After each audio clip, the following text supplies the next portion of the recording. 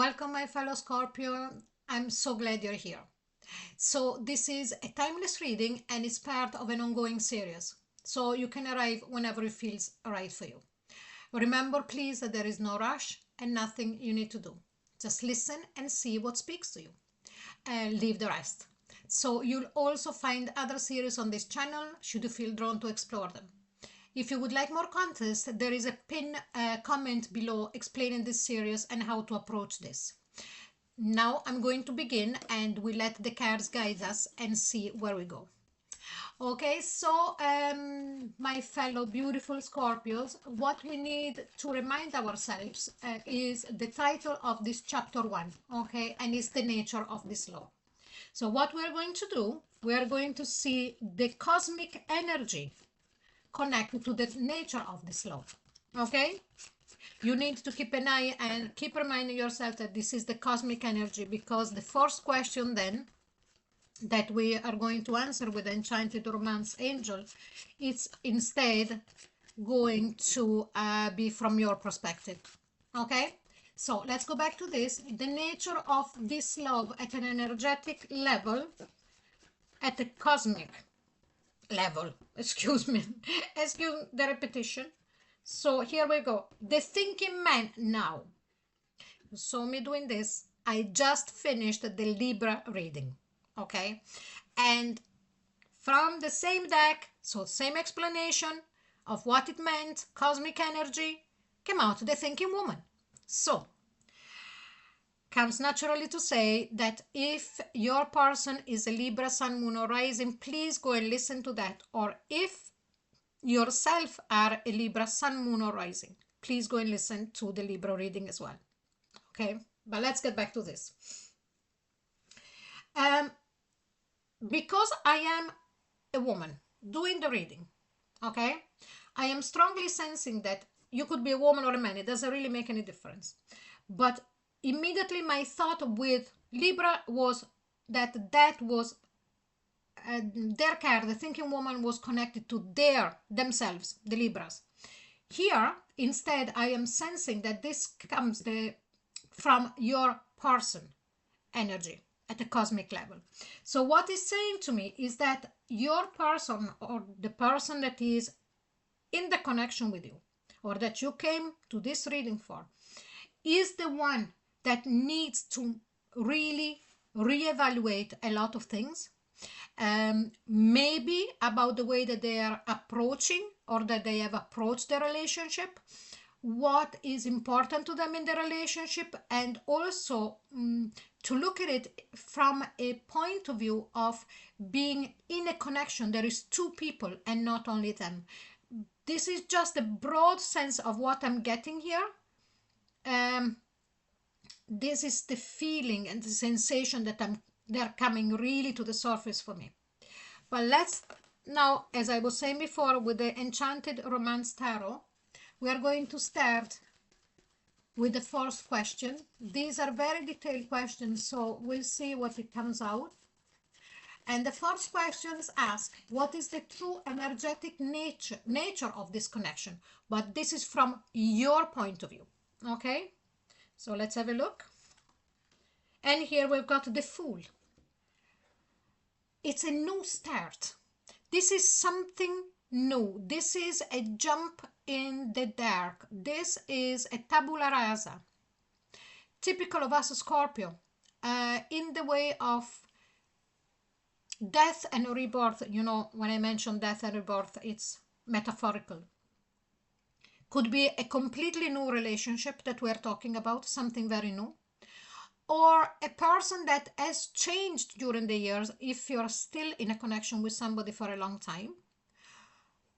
But what I'm sensing here is that you are approaching and sensing this relationship from a completely different point of view that you have ever done before with any other relationship.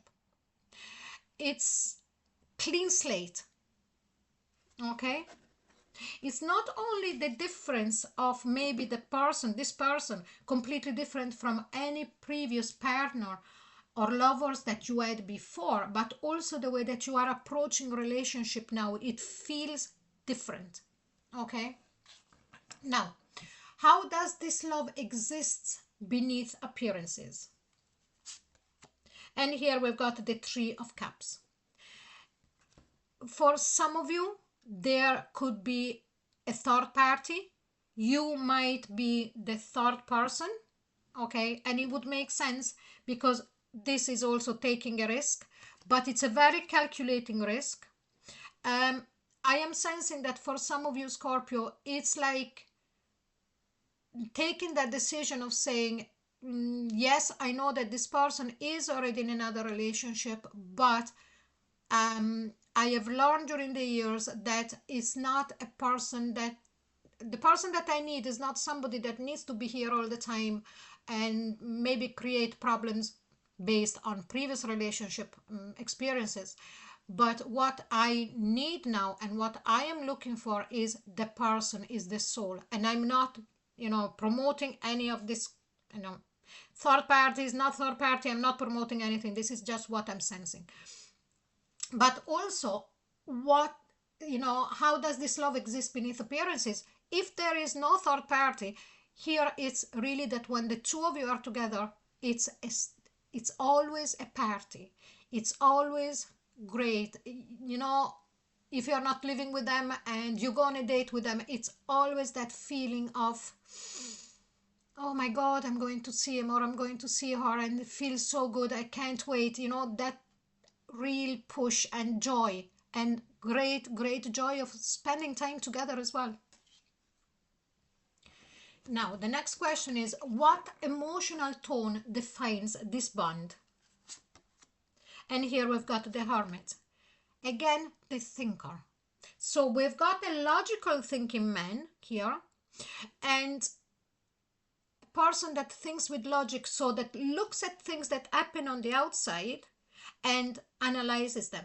Instead, here, with the emotional tone, is also looked from within. What I mean by that is that you, mainly Scorpio, analyze what happens when you are together and the sensation that you get from your person when you share space and even when you're apart.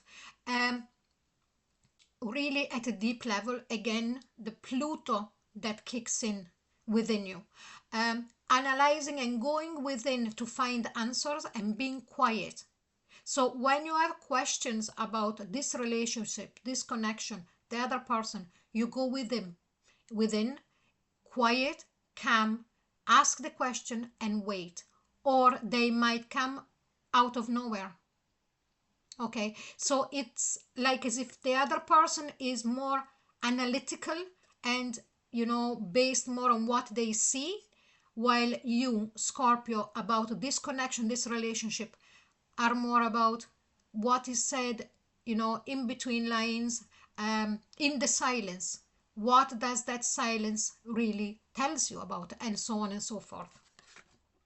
Now, what kind of love is this asking you to understand? Okay. And here we've got the Ace of Pentacles, that this love is different. So we see it already here with the way that you approach. I'm also sensing that this is something that came before this connection started, for most of you. A new approach on how to understand love and what love means to you and how you want to live love. It's again that death and rebirth of the person, of the understanding of what love means to you, okay, and how to approach it. But what kind of love is this asking you to understand? That there is a new beginning, a new way that is being presented, the way that you have decided that from now on you want to approach romantic relationship, and it's been presented and here it is. Okay, it's a great gift that in this lifetime you have been given the opportunity of sensing and feeling and experience and living a relationship that is completely different from anyone and anything that you ever had before. Okay, now what makes this connection unique? The Lovers. Absolutely beautiful. In this deck, there is two lovers as well. Here we go. Here is not a matter of choices. It could also be just leave it there if, you know, this Three of Cups means that there is a third party. So if that is the case, you know, what makes this connection unique is the fact that a choice before or after will need to be made. Maybe not. Some people go on for years and years and years. But, you know, naturally, maybe yourself or the other person would need at a certain point to make a decision. But if that is not the case, what it makes it unique is that the two of you at the soul level are completely and utterly resonating perfectly at a romantic level. So it's like as if what your soul is calling for and needs, it's exactly what they can give, and vice versa. Even though, you know, if we go back to this thinking man, I am sensing, and I'm not finished yet, but I want to go back to this because I'm drawn to say it right now. Um, the other person is actually thinking and looking at what is happening between your connection, within your connection, and analyzing it, because again, I don't sense that I ever had a connection like this. More than likely they're feeling, and I, not more than likely, I know that they feel this as well that I just mentioned, so that your two souls really resonating in what they want in love. And so this person is analyzing it because they're feeling very profoundly. Okay? Now, what role does this love play in your life now? And here we got the star. Something that you both ever desired. Maybe both of you or one of you didn't know what they really wanted. Maybe in the past, you know, didn't really pinpoint to the perfection what love meant for them, of what they were looking for, or you or them were looking for in a relationship. But this again is a gift. Now this is also the card of Aquarius, so you could be an Aquarius sun, moon, or rising. Like for example, I am an Aquarius sun and moon, but my rising sign is a Scorpio. Or your person could be an Aquarius sun, moon, or rising. But apart from that, what I'm sensing here, that what does this love, you know, which role does it have, this love in your life right now, is the manifestation of what your soul always wanted. Okay? Absolutely beautiful. Now, what is the core truth of this relationship? And here we've got the Empress. The core truth of this relationship is to make you feel abundant. You know, the Empress is the one that gives freely. She's not afraid of showing and nurturing everybody, and doesn't need to be behind the curtain and making sure that what she gives is not going to be turned against her. Typical of, you know, we can be quite on guard because of past, you know, experiences, even past experiences in a previous life. Giving freely without being afraid of being hurt, and that's incredibly important. Also, the core truth of this relationship, it's you know, it's an expansion of abundancy in everything in life. I don't even know if you can say abundancy, I'm not too sure, of abundance in life, and being creative and everything that comes with it. So Scorpios, I am over the moon. I hope you are too. But if you feel like sharing the way that you felt about this reading and your own personal journey, you can leave a comment below and I would be very grateful. So I'm going to leave this reading here. Please, I would advise to take a little bit of time to sit with what came through and allow it to unfold in its own way. If you feel drawn to explore more, you can find other episodes from this series that will come up soon, and as well as other series on this channel. Whenever you're ready, it's fine. remember that these are timeless readings, yeah? And if this reading spoke to you and you like to stay connected, you're very welcome to like and subscribe. It will really, really help my work to continue.